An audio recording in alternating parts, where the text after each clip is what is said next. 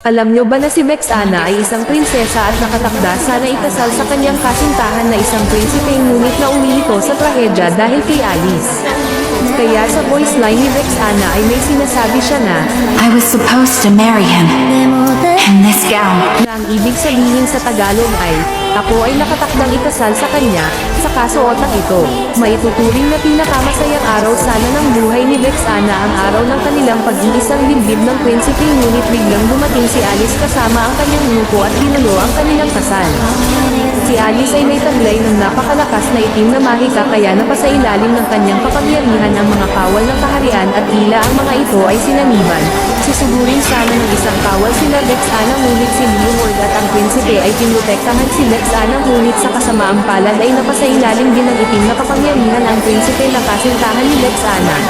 This is not the end for us.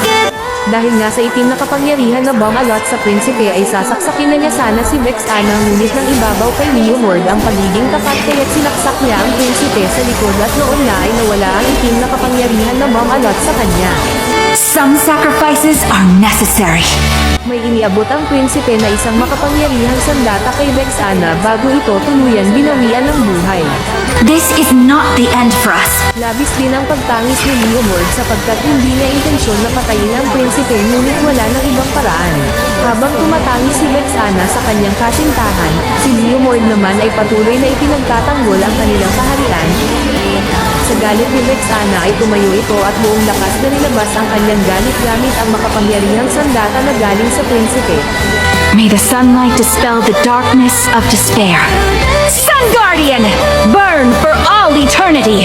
Dahilan upang mapupok ang mga kalaban sa sobrang lakas ng enerhiya at tuluyan nga nilang natalo ang grupo nila Alice. There are memories time does not erase.